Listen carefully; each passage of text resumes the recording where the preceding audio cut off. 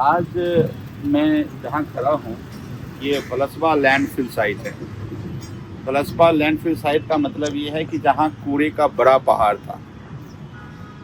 ये जो एरिया खाली दिख रहे हैं अभी, ये सब कूड़े का बड़ा पहाड़ था।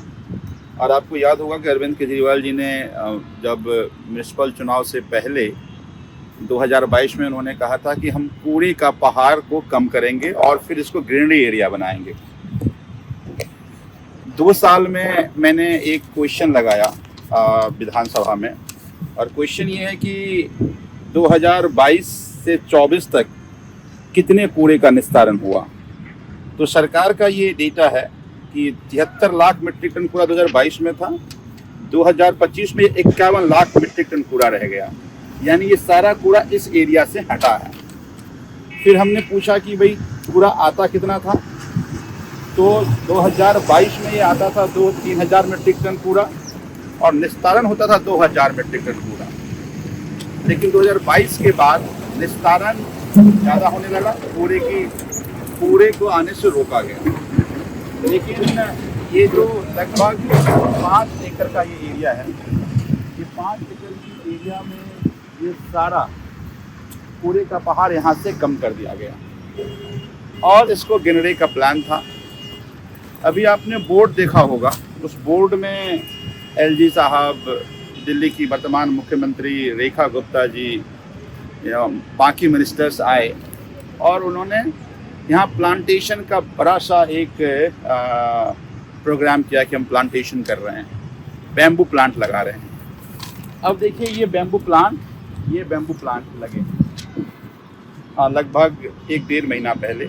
अब ये जो प्लांट लगे हैं, अब देखिए प्लांट सूख गया ये, यानी ड्रामा तो बड़ा कर दिया गया, उस पर एडवर्टाइजमेंट भी खूब किया गया। दिल्ली में अरविंद केजरीवाल की सरकार ने कूड़ा निस्तारण करके इसको फील्ड बनाया, इस पर गिनरी का प्लान था। लेकिन ये जो बैम्बू प्लांट का नाटक हुआ, इस नाटक में आप देखिए सारा प्लांट सूख गया, कोई इसको देखने वाला नहीं, कोई इसको मॉनिटर करने वाला नहीं। अब यही दर्शाता है कि कितनी अपरिपक्व सरकार है, क्योंकि केवल प्लांट बैम्बू लगा देने से प्लांट नहीं लग जाएगा।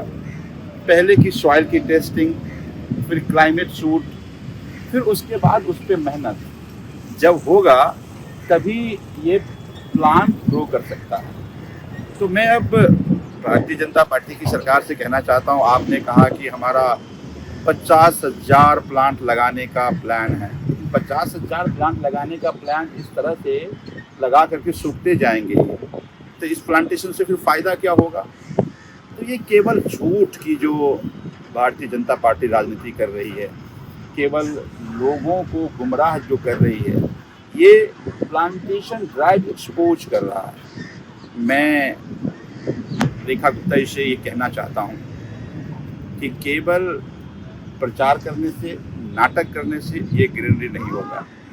ग्रीनरी करने के लिए आपको इस तरह से इसकी मॉनिटरिंग टीम लगा करके और ठीक से इस पे काम करने की ज़रूरत है। ये आम आदमी पार्टी की सरकार, अरविंद केजरीवाल की सरकार ने कूड़ा का निस्तारण किया और अभी 70 एकड़ का ये एरिया है, लगभग 65 एकड़ ये बच रहा है। तो ये जो 65 एकड़ का जो एरिया है, उस 65 एकड़ का भी निस्तारण उसी तरह से जो कमोबेश काम बंद है। तो आम आदमी पार्टी के किए गए काम पे आकर के ढोल पीटने से, उसका क्रेडिट लेने से दिल्ली की जनता का भला नहीं होने वाला। भला तो तब होगा जब बाकी जो 65 एकड़ है वो भी इसी तरह से निस्तारित कर दिया जाए और उसको फिर एक अच्छी नियत से प्लांटेशन ड्राइव का काम करा जाए, तो मुझे लगता है कि ये एरिया हरा भरा होगा। वो जो ग्रीनरी का सपना अरविंद केजरीवाल जी ने देखा था वो पूरा होगा। तो निवेदन, ये नाटक ना करें, इस पर ठोस काम करने की ज़रूरत है।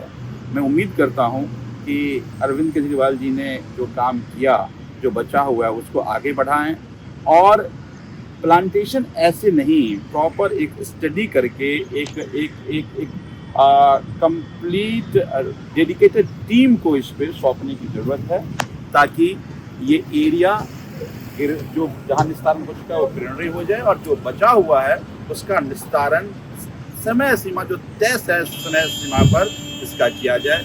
आज का वीडियो बनाने का उद्देश्य बस यही था कि किस तरह से वर्तमान रेखा गुप्ता जी की सरकार नाटक करके झूठा क्रेडिट ले रही है, उससे कम से कम उनको बचना चाहिए।